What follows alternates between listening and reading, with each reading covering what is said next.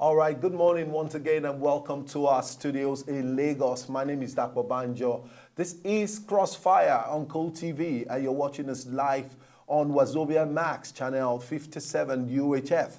Now, we're back today to do our business as usual, talking about national matters. Sometimes it comes topical, it can be controversial, but yet we try as much as possible to bring you current affairs, what exactly is happening to our nation. Now, President Muhammadu Buhari, in his majesty, is on top of matters as far as the nation is concerned. A lot of people came around to say, is the body language that we're still seeing, the president is still coming into full action. I don't know about you, but I feel that the last 7 months has characterized a lot of intentions in the mind of the new administration to actually put Nigeria back on the national or the world scale. Let me put it that way. Now, we're not alone here. Ishama Ganine is with me in the studio. Ishama, good morning. Good morning, Dakwan. Good morning, Nigerians. All right, Shama, good to have you. Good to have you back. Good to have you back on Crossfire. All right, this morning we are joined by two gentlemen who will be helping to throw some analysis on some of the issues that we'll be raising this morning. We have a focus for today's show, and that is talking about the very poor state of infrastructure or affairs in the aviation industry. So we have an aviation expert with us in the studio, and when we come to about the second half of the show, we will be narrowing down on that particular area. Let's welcome Benga Onitilo. Benga Onitilo is the CEO of Sky Bridge, an airline company in Nigeria. Benga, good morning. Good morning. Good to have you on Crossfire. Thank you very much. All right, great. Now we have one of us. I mean, he's been here a couple of times, and I just love to, to associate with this gentle young man.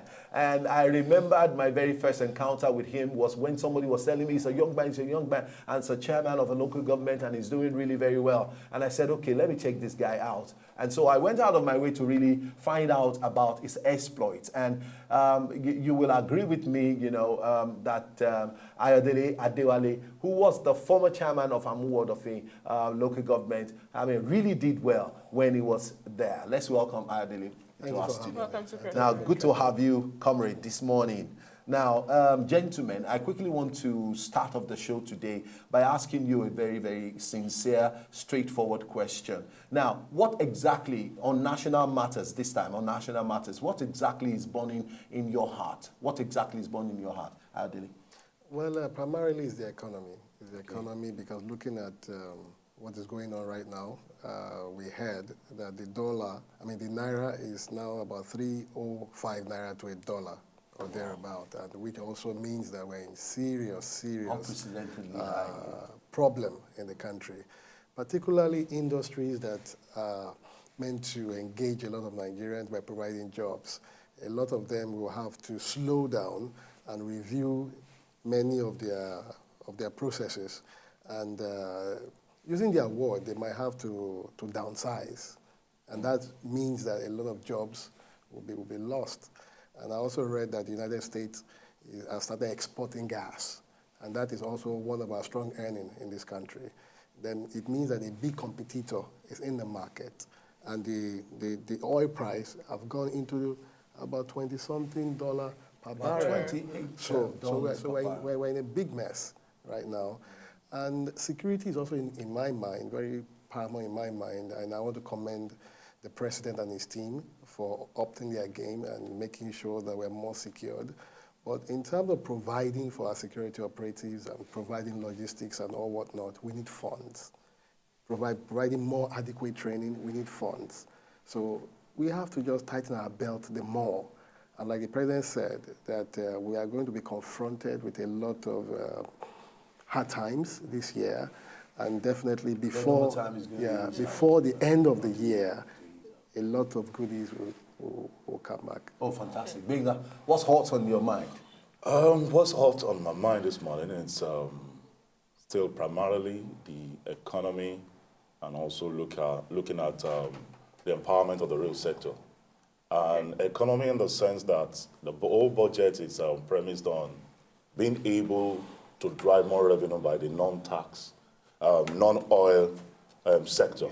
So we're talking about the FRS, talking about being able to show up more revenue for government through taxation, And now the major concern is this: the oil share price just yesterday went down by 12.36%, which puts a lot of pressure on the companies, the rail sector, which means the capacity to produce, the capacity to keep churning revenue gets depleted, which directly impacts on the target set by FIRS, for example, to be able to tax. So now government, most organizations will start downsizing. They'll start downsizing or right-sizing because now they need to look at their budget again.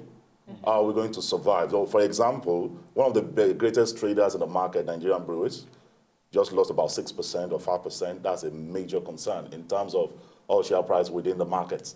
That's a major turn. Now, how does that translate to, what does that say to an investor or probably shareholders? What that means is that investors move, for example, investors have moved at 1.2 trillion out of the market, so they have to look at a safe haven where they have to take those funds to. Funds that are on real sector, the most profitable part of our economy that is supposed to enhance and help show up government revenue with the new tax drive. It means it goes to places like Kenya, it goes to places like Ethiopia, like South Africa that seem to have a stability and economic direction at the moment. So it's a major issue for us at the moment. So it's going to be, even FIRS at the moment, is it going to look at what strategy are we going to evolve? That also impacts on the monetary policy. It impacts greatly also on the monetary policy, which means our foreign reserves continue to get depleted because now you're trying to put more naira into the system to help preserve the against the dollar, which has appreciated more in strength. Then also looking at what is happening in the global markets.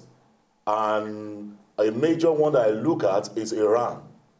Okay. People never knew Iran has had reserves of crude stored up on the sea for years when their economy was locked down. But with the peace pact they've had with, I would say, America, who is like the world captain, more oil is coming to the markets, which is going to further cause more gluts. Then look at what is happening in China as well. There's a bit of downturn in the, they went to a bit of devaluation as well. China has been looked at as the economy that is supposed to help mop up the glut in the market. Exactly. But what is happening in the own market at the moment is not helping that as well. So we are really in the woods.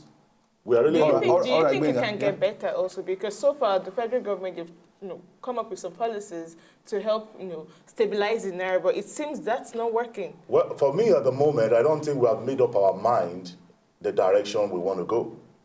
Yeah, that brings me to, so that you can answer that together, that brings me to the focus of the new administration.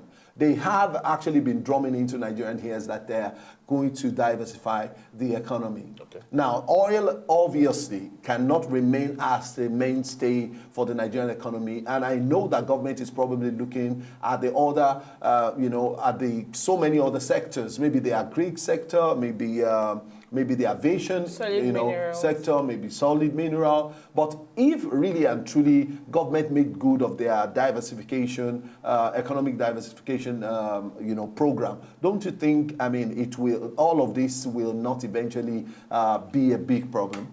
Diversification, good, but diversification without devolution of power is not going to work. How do you mean? Okay, you have resources spread about in all the states of the Federation. Just yesterday, the Honorable Minister of Mineral Resources, that's His Excellency Dr. Kayode Fayemi, just mentioned that he even affirmed that it's not going to work until there's devolution of power. Just why talking about tilting towards fiscal federalism. He says the resource, the owner of the land owns the resources, yes, which means it's the state. So it has always been there in the Constitution, but we have, because of the mentality our political elites have about rent. We run a system of rent in this country. No, but I think what is provided in the Constitution... Let me just land. The Constitution is clear on some of these things. It's just because we have not gone further to dig deeper. If you own the land, you own the resources inside. But the challenge with us is we have only focused on the oil resource. No, but the Constitution explicitly states that all the resources shall be vested in the federal government, which ordinarily should be in the state. Now, government, state government owns what is on the land. Federal government owns what is beneath the land. That's for the legal people. Which is wrong. That's for the legal people to take probably to the Supreme Court and interpret. But where I'm going is this. You cannot have full diversification without the state controlling the resource. And the center needs to let go of quite a whole lot of things, as in, let's go the way or through fiscal federalism. If we are going to make things work, we are shouting diversification. For how long will the governors keep going to Abuja? Now, there's not even anything to receive money in Abuja. Whatever is coming from the federal allocation is not enough to take care of any state. So the South of Nigeria have been fighting a just cause all this while. I will subscribe to a just cause. Those are things that are fueled by some political elites for their own I don't want to believe so. I think there are people who are agitating for a right cause. I understand that perfectly. Okay. But if you have a cause, you must have a framework and a strategy for it. It must be holistic. Okay. The challenge we have in our nation, most of the things we do are not systemic. It's more driven by movements, driven by individuals or prejudices, all sorts. But if we have the country in mind, we must start always with Nigeria in mind. When we start with Nigeria in mind, then what we're talking about in terms of the resource that the state is supposed to control, then when we understand the state is supposed to control, now we now need innovative people in governance. This is the time that we're going to find out who really the true leaders are, who really have the true interest, because I love what the president is doing in terms of talking about his agenda of diversification is going full swing on it. And that's the future for us. I was having a discussion with some friends, and we discovered Nigeria is already fully diversified. Because if you look at oil only makes 20% of our GDP. The other is about 80%, which means you have diversification already. In actual, you have it. But the vehicle to drive it and make it run is what's missing. And that's why we need the states at this time. The federal government, okay, just look at the budget, for example. Look at the record expenditure. Look at what the federal government, the enormous, humongous thing the federal government is responsible for. And also when it trickles down to the states as well. The enormous things the governors, the states are responsible for. No, we have a defective structure. If we're going to get out of these woods, we have to start thinking about serious devolution of powers. I believe more in the provinces. When it comes to the states, really being able to effective and get governance to the people, it must be toward the local government must be the one championing this. Okay, now, Comrade, you've been within the corridors of power. Do you agree with this, or do you think it's what's your take on resource control, really? Well, I was about departing from many of what Mr. Benga said, but towards the end, he actually did come back to the reality of the day with the greatest of respect. He did say that the government of the day is not actually focusing very well on how to move this country forward, in my own understanding. Now, the president has said, prior to now, what his program will be in office. Cardinal amongst his program during the course of campaign was that he's going to stop corruption, at least to the minimal level. And he did say at the Chatham House that if we don't kill corruption, corruption will kill Nigeria. No matter the blueprint, no matter the diversification, and I love what he said, that the oil dependency is 20%. Even if the diversification come up, the vehicle that will drive it must not be corruptible. Once there is corruption in the vehicle, you are going to have leakages. And the investors will not have confidence to come into Nigeria. Take, for instance, Virgin Atlantic. Did come to Nigeria at a point. Yes. And they left because of corruption. I flew them. So there is no amount of genius eggheads that you put in this plane. As long as corruptive tendencies are still there, leakages are still there, it amounts to you putting water in a basket. And that is why we must support the president to make sure that we fight corruption, because as it is now, the country is broke. And the only people that can help this country are investors. If they bring their money into our system, and bring their technologies into our system, they'll provide jobs. They'll provide the needed resources. Even if we raise our tax beyond what we have now, a man can only give what he has. Okay. And if the people are not empowered, they're not working, how do they pay taxes? You understand? Even the IMF board did say that our VAT is among the lowest in the world. And I did laugh. But even if you increase, the percentage, okay, do we have the pocket to even pay? For instance, I buy this newspaper at 1,000, and you increase that to 10%. It means I'll be buying it at 1,100 naira. But do I have the capacity to even pay for this? So my take on this is, one, let the National Assembly quickly work on the budget and pass it. You can only judge this administration with the budget, and they cannot spend without the needful approval by the National Assembly to the budget. So once the budget has been passed, then it means that we have started the race. Because whatever the president is doing now is working on the budget of the past administration that cannot take him very far. Okay, but on true federalism here, on true federalism, we have always said in the civil society, and we did convoke a sovereign national conference in 2006, led by Chief Anthony Enaro of blessed memory, and Professor Wole Soyinka, and Dr. Beck Ololari and some Kuti. Professor Jadisola Akonde, OFR, was the one that even put everything together into a document. And we have told the Nigerian system, Nigerian state, if you're afraid of SNC, which he has also talked about, our document is very faulty.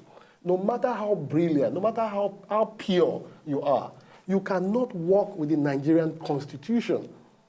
It is very faulty. Now the National Assembly are about to review the constitution. And while we were chatting, it gave me an experience of the country after the review and all of that. They went to a referendum.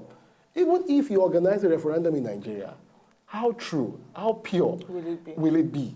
So the best we can do, first remove that caveat with the people that have been wrongly written, because the people never met. Yeah. Now let the people meet. This is what we want. Even if it's one straight line in the constitution, this is how we want to be governed. We will sit down and talk. I believe in resource control. Okay. I believe that the South-South should control their resources. I believe the Southwest should control their resources. The Southeast and the North Central, everybody should control their resources. Okay. I believe local government be given more attention. Yeah. I believe we should reduce the power in the federal, give more power to the states. It is a federation. Because they are close to the people. It is a federation. We should operate it like a union jack. Everybody should bring derivative to the center. Okay. The federal government has no business in primary health care. True. Okay. Now, comrade, let's expand this a little bit. Now, if over the time the government of Nigeria has not seen any reason to practice what we call true federalism, where we allow the federating units to actually control the resources within the confines of their locality, and then they can support the central. What exactly has been the problem? It is corruption. It is corruption. But then the constitution itself spells it out that it is corruption. Abuse of office. Okay. Some people are afraid that they'll be marginalized, and they quickly forget. There are very rich countries in this world that have minute population. Sure. Very rich. Look at Oman. Look at Qatar. They are very small countries. Small it is islands. How you manage your resource that matters the most. They keep telling us stories of the Granite Pyramid and all. It is in this same country that cotton, hide and skin, rubber were used to develop the infrastructure that we have laid upon in this country. Even when the oil came, it became a disadvantage. Look at the enormous pollution that came out of it. Sure. Look at the one-ton money that were taken away and all of that. There are countries that survive on tourism. And tourism itself have a sprinkling effect on the economy. Everybody buying from it. Everybody enjoys from it. And virtually every state in Nigeria has a form of tourist destination. So the best thing we can do, let everybody go inward. Look at your capacity. Look at what you can do. Develop on your individual peculiarities. But if that development must take place, I cannot be making trillions of naira in Lagos. And you now expatriate the money down to the center. And nothing comes back to Lagos. I laugh when they say they're giving Lagos the authority to go and take loan. What gives you that legal authority, that temerity to tell Lagos that I have given you an authority to go and get loan. Lagos itself should be able to go outside and secure loan for the development of their people. The federal should not dictate what Lagos should do. What the federal should make sure they do is that when these funds are gotten, it should be spent for what it is meant for. Not for you to now sit down there and approve what because the benefit on the long run should accrue to individuals, on the long run, if we really and truly practice true federalism. But can this government take the bulls by the horn and make sure that it's implemented? Yes, they will. That's the issue now. Like I said, it's systemic. The basic thing before was the law priority. The basic thing, our first priority is to stamp away corruption. Now let's find out the roadmap of whatever. I haven't seen any roadmap. There's maybe a roadmap. some paper somewhere. Go and check the APC.